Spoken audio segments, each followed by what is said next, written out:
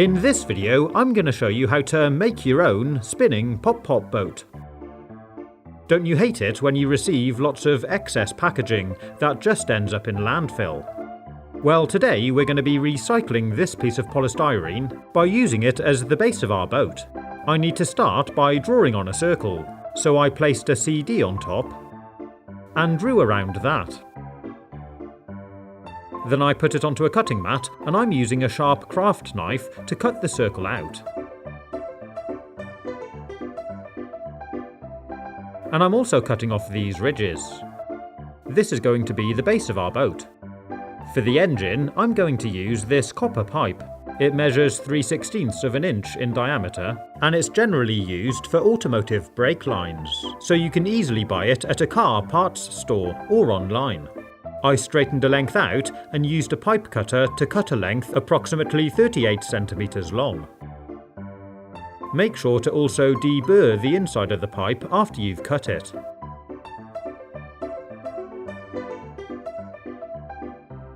Because it's copper, it's nice and easy to shape by hand. We need to bend a loop into the middle of the length, which I can do pretty easily just with my fingers.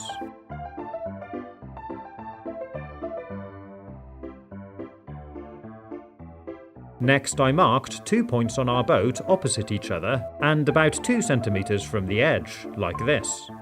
Then I found a screwdriver the same size as our copper pipe and used it to pierce 2 holes in our boat base where we marked.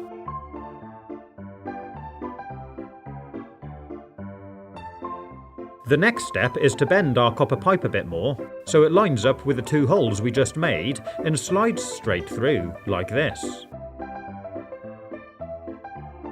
It's a nice and snug fit. And finally, we want to bend the end of each of these tails 90 degrees. Because it's quite a tight radius, it's difficult to do by hand, so I'm using some pliers.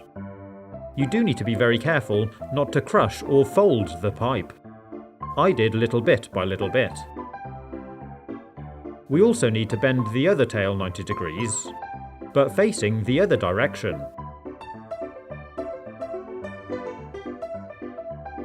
And there we go, that's our finished pop-pop boat, and it's ready to try. First we need to make sure it floats correctly and it isn't off balance. This is looking really good, and I don't need to adjust it. So now we need to prime the engine. To do this, I'm taking a big sip of water and holding it in my mouth. Then I'm using a drinking straw to blow the water into one end of the copper pipe until it comes out at the other end. The whole pipe is now full of water, primed and ready to use. So turn it upside down quickly and float it on the water. To heat our engine, I'm using a tea light candle, which I place underneath the loop here. Then go ahead and light it up. Sometimes these candles die down a little until they really get going, so I kept the lighter on it for a little while to help us with the initial heating of the water in the copper pipe. Then all of a sudden, when it's reached boiling point, off it goes, and round it spins.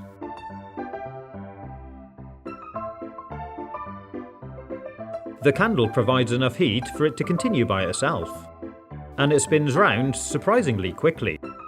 If it starts creeping around the lip of the bowl, you can just center it, let it settle, and off it goes again. And what's great about doing it in a glass bowl is you can see what's happening underneath too. So how does this actually work? As we know, the copper pipe is full of water, and when we heat it with the flame, we're actually causing the water in the pipe at the bottom of the loop to boil. This creates a small amount of steam, which expands and pushes water out through one end of the pipe, which in turn results in fresh water being sucked in at the other end of the pipe. This replenishes the loop, and the cycle continues, constantly heating and pushing water out at one side and sucking fresh water in at the other side. Pretty cool, huh? In this case, the boat spins because of how we've angled the pipes underneath the polystyrene. If you find it a struggle to get it going, you can try putting the flame closer to the loop. I sat my candle on top of another one. You may also need to reprime the pipe with water if you can't understand why it's not working. But it picks up speed really well. And it's great fun to watch.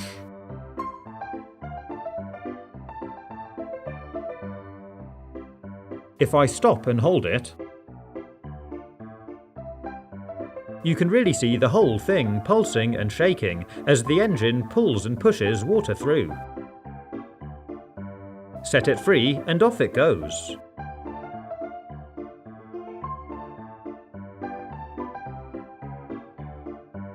Of course, don't touch the pipe above the flame because it will be very hot. I was in a craft shop recently and I came across this polystyrene donut used for arts and crafts, and I thought it would make an excellent boat, so I made another copper pipe engine. This time I'm sliding it up inside of the donut like this, and it's a snug enough fit to hold it in place.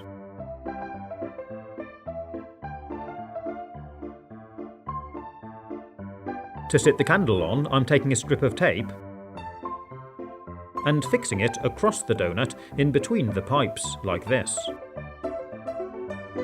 And that's our boat complete.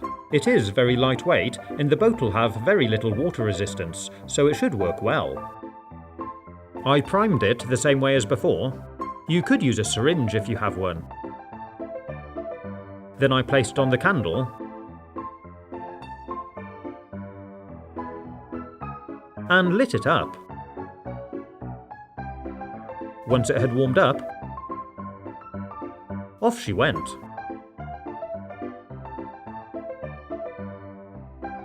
It's such a cool science toy to make. And if you do it with children, they're bound to love it.